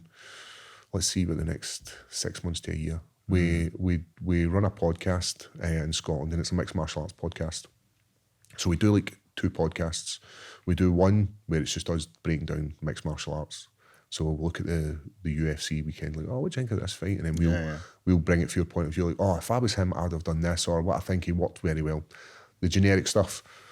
And then we do a podcast just full of nonsense, like the funny stories. Like, I've got a great story where I went to see the World's Strongest Man in the SECC. Oh, the Glasgow one. Yep. And I think Luke had just won the European, and Tom had just won the World's Strongest Man. Yeah. So they bring him out, and he'd get a flag, and he gets piped out, and I take a video of him, and a security guard comes up to me and tells me to turn the phone off. And I said, I easily had an option to say, sorry, didn't realise that. I said, how? I then challenged them. Resulted in 10 minutes later, 6 guys coming and manhandling me out of the SECC arena, or the Hydro arena. Oh, wow. And one of the guys kept like sideswiping me, like he kept like kind of shouldering me. I'm like, the fuck you doing? And the guy's like, just making sure you're not going to kick off. I'm like, see if I kick off, do you think you're going to stop me? Like, if I was drunk at this point, and I was like, if shit goes sideways, I'm taking every one of these. Oh, fuck it up. And I left it, and my partner was still in. My wife was still in the arena because he said to me, listen, can we come and talk to you? So I was like, yep, I'll come and talk to you. What's the issue? And he said, you're not allowed to film. And I says, well, I thought you were allowed to film the events. One of the Stockman brothers there just doing a parade. It's not as if I'm not going to waste anybody's Christmas by showing fucking Mark Felix deadlifting. Calm down. And then the guy went, I don't like your attitude. And I was like, the fuck, who are you talking to? Like, you wouldn't speak to me, like, if you weren't working, you wouldn't speak to me out in the real world. So don't fucking, like, the next thing I know, I'm getting huckled out. The guy tried to grab me, so get fucking hands off me. That's what a second podcast's about. These events where we end up in a bad situation.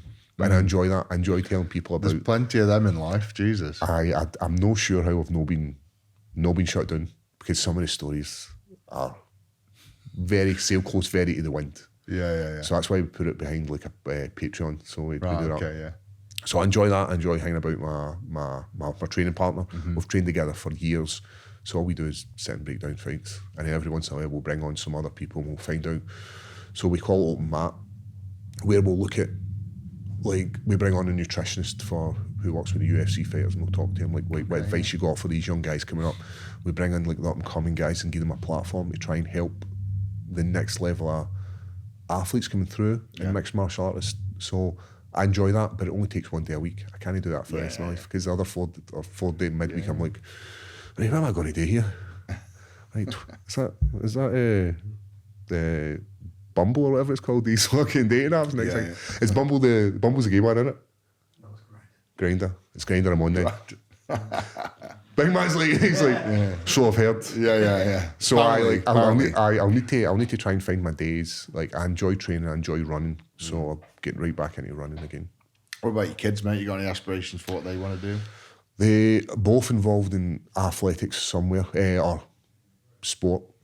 My oldest doing sports science at university. So And where at? she's doing it at Edinburgh, and I think it's just because she's been involved in it her whole life. She's seen it firsthand, so she's got this love for it.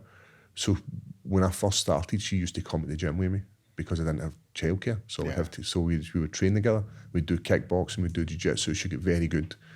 And as soon as she became a woman, she stopped it. As soon as she got boobs, she was like, nah, I don't want to do this. Yeah. And I get it. It's a very tough sport for young girls to stay in. Oh, jeez, yeah. And there's a lot of creepy coaches out there who take advantage of, like, young kids who come into this sport. So it's about finding the right gym. If you're a young woman or a young guy trying to get into the world of mixed martial arts. And my youngest, she used to do wrestling, like Olympic freestyle wrestling. Okay, yeah. Loved it, and she's only ever done one competition, and she won. But I remember standing at the side. I hated her doing it. She's standing outside the mats. She's bawling her eyes out, and she's going into this match, and she's grappling with this kid. The tears are streaming down her face, and I'm like, my throat was like horrible. So when she decided she didn't want to do it anymore, I was like, right, cool. So she does dancing, but they're both involved in like something to do with sport. I wouldn't have it any other way. I wouldn't have them just sitting on their phones day in, day out, just scrolling. How old are they now? 19 and 10. So 19 and 10, yeah. They're great age, and I love just hanging about with them. And that's like memories. Yeah. Is what I want to make with them, going places. I can't really complain. I have a good life, but it's because I worked at it. It wasn't just like I ended up with a good life because my mum and dad passed it on to me. I had to bust some ass, as I said, doing shitty jobs I didn't like, taking damage that I don't want to take just to get to a point where I'm like, no, I'm pretty settled. What's the money like in UFC? Is it when I first signed my first contract? So as I said, the first fight I had was like £50 to fight, £50 to turn up. How much? For £50 to, that was the first fight I ever had, not in the UFC. Yeah. Okay. So So like, 50 quid two fights, or 50 quid for the win. so it was £50. I get paid for just turning up. There was no win bonus, and I get £50 for petrol. That was it. My very first fight. Quid. Yep, that's what guys are getting paid. Yeah. Even when you look at stuff like BAM, I think I made £900, but my medicals cost me £6.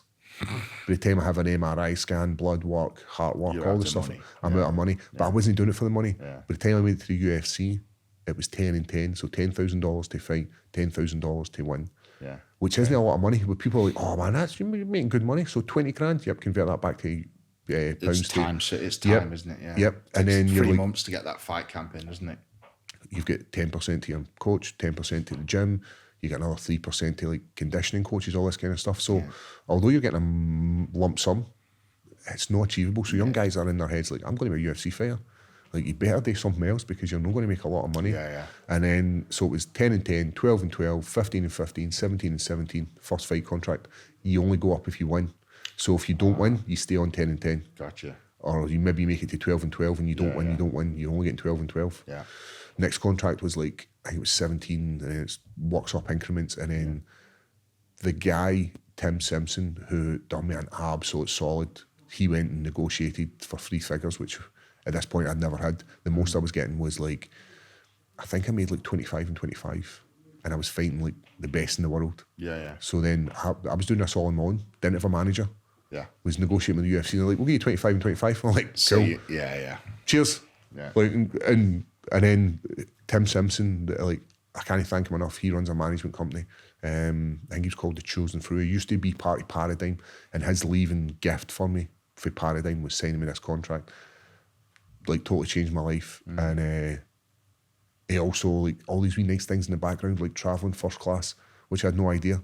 I was sitting like in coach, like, no realising I can get first class because the UFC, believe it or not, are a multi-millionaire industry, and like for them to fly me business class, which is a couple £100, is nothing to them. Yeah. But he sorted it out, and he kind of steered in the right direction. And then I started working with a new manager, Victoria, who did the exact same thing. There's managers out there who can help you, but there's managers out there who are just going to take advantage of these young guys. Yeah, geez. So it's the same again. It's all about where you go.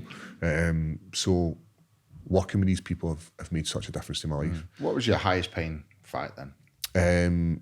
Including bonuses. Yeah. So like 300. 300 all in? But then you got to remember, by the time you take all the You're losing 25% straight away, aren't you? tax. Yeah. Best place I ever fought was Abu Dhabi during Fight Island. Having these managers steer in the right direction because you just don't know what it is.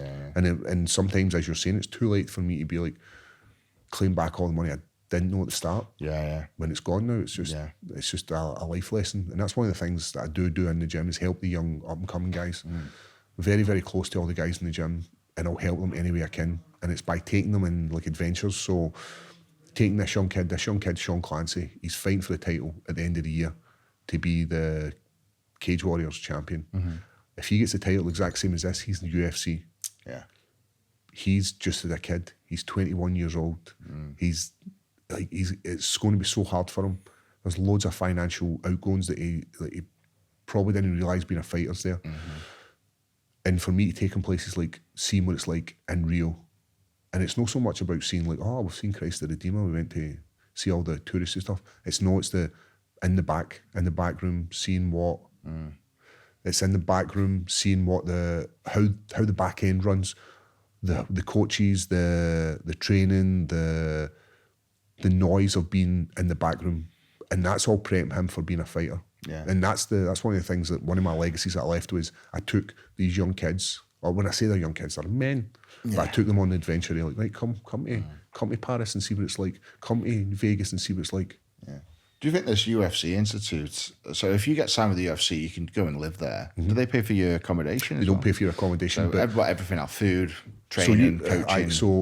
Especially Vegas. Vegas is the fight capital. Yeah. And the ability to stay in Vegas, and because they run so many local shows in Vegas, they run the Apex, where there's maybe like a couple of hundred people. You're probably able to fight a bit more. So you can be like, listen, I'm not injured. Can I have another fight? Right, you're not going to get massive. You're not going to get a huge payout, and you're not going to be one of these guys that are racking up like 200 grand a fight. Yeah. But what you're going to get is you're going to get regular incomes. Yeah. And it's going to give you an opportunity to push yourself to be in the light, because the more time you fight, the more people that see you. I would have loved that. Like strongman, if there was a institute gym where there's a guy who's like, listen, Eddie, this is what we're lifting today. This is what you're eating. And I don't know why, like even for myself, why didn't I take the opportunity to go out and live in Vegas? Fucking shit, that's why Vegas is, it's not the coolest places to live. Yeah, it's full of cunts. That's just Stag say as it is. Aye, it's not a cool place to, like, you imagine growing up there. It's right for a weekend, but going out for a bit of madness, you imagine having to, like I'm training my ass off, and then it's like, the strip's like, come in the strip and see what, come in the strip and see what madness is happening down here. Next thing you know, your tap's off and you're fucking 2 bottles of beer in the hand, like, yes, in jail. Yeah. So that's why Vegas was not an option for me. But more people should use it. And it's not, because we're Vegas, like it's right in the outskirts of Vegas, so you could easily get a nice wee house out there and have a nice living. But love Scotland, man. Love the UK. I love the fact that we're safe in the UK. Yeah. Like in America, like people are like, no, it's a really safe place. Like, man, there's fucking lunatics jumping about with guns. Just come to the knife capital of the world. Like at least the guy has to get up and close and personal. Can you imagine getting in a fight with somebody like in a car, like road rage, and like you jump at the moment, the guy just shoots you. Yeah. Like that's different for a guy. Like I'm going to stab you. Well, I mean, we've just seen the Charlie Kirk stuff, haven't we? You know, difference. I mean, they say it's not that motive, but you know, someone didn't agree with his beliefs, so they just gone and shot him. But that's all right for Americans. That's how Americans run their world. There's people out there in America who are fucking mental. Yeah. So they are, mate. I mean, it's Vegas. You go walk down the strip at Vegas. That's probably one of the most insane fucking mental places. Loads of people on like drugs. What is it called? Like it's crystal meth, isn't it? And they're just zombies, and they're like, oh man, and they're everywhere. It's fucking unreal. It's a pandemic. Yeah. It's unreal. Vegas is disgusting. Homelessness and drugs, and it's fucking. Everybody goes out there thinking the streets are paved with gold, and the next thing you know, they've lost all their money. Like, yeah. Didn't you do a little bit of pro wrestling at some point in your life? I did. So growing up, wrestling was big in the 90s, getting into the 2000s. It was like Attitude Era. We had guys like Stone Cold Steve Austin, Undertaker was in the street, The Rock was cool. All these, like, I grew up watching that. And as I said, when we used to battle with my brother, we would wrestle. So there was an opportunity with a company, they're an indie wrestling company called ICW. Like, I still keep in touch with them, and I would dip my toe back in it eventually. Yeah. But it's fun. You don't get hurt. You know who's going to win. Yeah. I'm sorry if I broke the screen frame that it doesn't know it's fixed, but it's still nervous. Like going out there, because you need to hit certain marks. Like, I need to be in this point at this point to throw this move. Yeah. Now, very physically demanding. It is. And a lot of people don't see that. A lot of people, but you know who's going to win. You're absolutely right. Still got to get to that point. But you still have to get to that point, and you still have to make it entertaining, because if you're not entertained, then you're not going to get the career that you want in performance wrestling, whatever you want to call it. But some of the guys who are doing it in the indie scene are incredible, and the work that they're doing, the moves that they're doing, and the damage they're potentially putting in their body is incredible for a local show. So I did that. I ended up having a tag team match where I've done it a few times. I ended up, one of the best punches I've ever thrown was in a fake wrestling match. What's that? Landed accidentally? Landed accidentally, but it's the best punch of my life I've ever thrown. Like, I've never thrown a better punch in a fight ever. So go on then, what happened? So so they've got like this faction, right? And there was like a wee guy called Toe. He's a small person, and he's like, let's say he's a boss. So he invites me out, and he was getting a lot of shit for this referee. So they invite me out, and he says, Paul Bearjew Craig. So I come out, and the guy does the old shaky hand, right? And I was to slap his hand and punch him in the neck. Yeah. So I said to the promoter at the time, I said, I'm no comfortable with this. Can I no slam? And he said, listen, Paul, we don't have time, and we want to have the biggest impact. We want the pop when you nail him in the neck. He's like, just hit him here. And the guy's like, just hit me here. So he puts his hand out, does the old shaky hand, and I have to slap it away. So I slap it away, and as I cock my punch and I throw it, and I see it, and it's already gone, and I'm like, this punch is going to nail him right in the chin. And it was, what happened was, as I slapped his hand, his jaw just went like this, because it pulled him across into the line of fire, just because I slapped it, and it just boom, socked him right in the mouth, man. Broke his jaw in 2 places. He lost like 4 teeth. Like the video, like the noise, and I go over to Toe. Crack. Like the noise is incredible, and I go over to the Toe, and I say, I like have to bend down, and I go, I've broke his jaw, and he says, just go with it. And I'm like, and the guy's lying on the floor, and he's banging his feet, and he's spilling blood out, and everybody's like, that guy sold that so well, didn't he? And I was like, no. And I remember I come out after it, and I felt terrible, and the guy's sitting, this is backstage, and he's like, and he's spitting teeth out. And I'm like, I'm so sorry. And he's like, I'm sorry, it's my fault. And I said, how's it your fault? And he's like, I get in the road of your jaw, you're punching. I was like, no, I didn't mean to him. I was like, the time I threw it, I couldn't pull it, and best punch I've ever thrown. Turns out that guy turned out to be a wronging. A wronging? He was a wronging. He was like, as in like, he was chasing women and being inappropriate to women. So street justice was dished out. Yeah. So that was like one of the, and then if you can imagine, that company never asked me back until they had an idea of bringing me and one of my training partners, Chris Bungard. They brought us on as like this tag team title. The tag team they had were brilliant, very, very, like they worked very well together, super athletic, knew all the moves. So they brought us in as 2 fighters, and we weren't going to lose because like we're not going to drop, we're not going to lose in real life to these wrestlers. These guys are pretending they do what we actually do. So we go in and we have this amazing match, hit all the right marks, and we become the champions of the ICW. And then we end up going on to have another match. And the team, the next guys we went up against weren't that great, because we're like, right, we'll just feed you some cans and let you smash them. Absolutely smash these boys, these 2 wee skinny boys, and they're trying to pick me up. They're like, here. So I'm having to do like a jump, like so it looks like to help them like suplex me. And I was like, after that came off, and I said, I'm never going to do that again. I was like, do not fucking put me in another match with these guys. They then say, oh no, we've got another team, and they put me these 2 even weedier guys, and I'm like, come on, man, I can't do it. And then that was like I just said to them, I was like, I'm not going to fight anymore. Maybe that's a career path for you then. Could be. Back in the wrestling, like the crazy jock. Well, we've got Drew McIntyre. Could be his like, be his like wee brother, because he's massive. Oh, he's a big boy, isn't he? So maybe again, we're just sorting my career here. This is like there we go. Change the name to the job centre. Right, Paul, what's your skills? I don't know. Let's just get a sticker out of this job centre. So, but I did enjoy that, and it's fun. You thought about doing a bit of?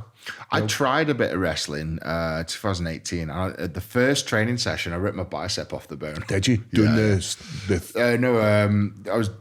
I ran at these the headbangers. Right, the actual headbangers. Yeah, the headbangers. Oh wow!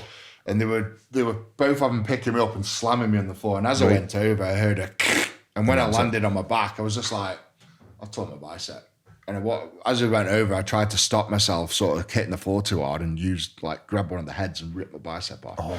So that was my first and last experience of WWE. I've done a few wrestling matches since then for a laugh, but I did. I went into little conversations with the WWE, and the money isn't that great. It's not great. And it's not that great. The actual what body of work you have to do. Oh, it's insane. Like because they're like just about every night. Yeah. If you're one of the top guys and they're going to use 4 nights you, a week. Yeah. and you've got to learn all the right moves, all the right positions to be in the right spot. It's insane. It's very, very hard. I mean, I've had pals that have been in the WWE for a number of years, and they're getting paid peanuts, like less than $1,000 a week. That's nothing in it. Nothing. When you're doing 4 nights a week, I know. and then you're traveling and you're setting up the stages, you're taking the stage, you're helping with everything. But then on the flip side, imagine doing a shitty job that you didn't enjoy for £1,000 a week. So it's the flip side of being like, It is the you're flip doing side. something, something you really enjoy, Yeah, right? but You're maybe not financially going to be stable for the rest of your life. I guess it's that the sort of persona, you're a wrestler, you're earning a lot of money, and they're not. I mean, $50,000 a year for being on the road, probably 48 weeks of the year. When you think about it, And then by the it's time fucking if you pick horrendous. up an injury, like a bicep, And how long was that with? And that's quite common. Yeah, you get an injury, you're not getting paid. What happened with Cody Rhodes? He ended up, I think he tore like his bicep or something, and he had to continue to fight. So he had to, I think they strapped it up and they walked around about it, Oh, jeez. and just so that he could finish his segment because he's the top guy. Yeah. Now that the long term damage that's doing to him Yeah, in that moment, like, and as you're saying, for like $50,000 a year, Yeah. is it worth it?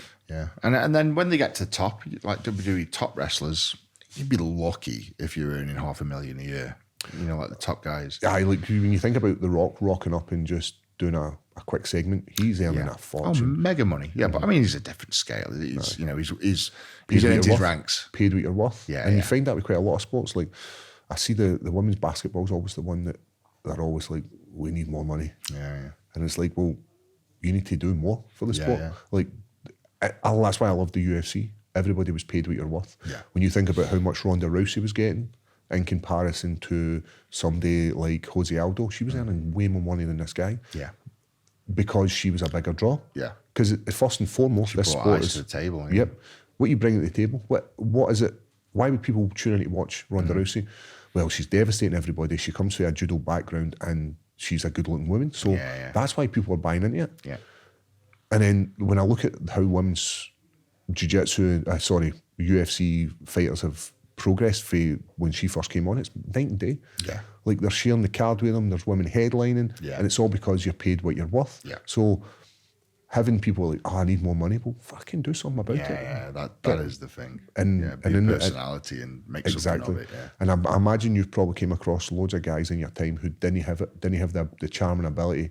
So were great powerlifters or strongmen, but just didn't have that ability to get people to buy into them. Mate, I say this all the time. There are people that have won the World's Strongest Man and then gone back and worked full-time jobs. More Just than one. because nobody cares. Nobody cares about who they Yeah, are. you got to be you can't just win a title. You got to win people over personally. You know, journey. You know who you are as a person, family man, showman, whatever. You got to relay that 100%. A lot of people are now trying to, especially in the UFC, are now coming up with gimmicks.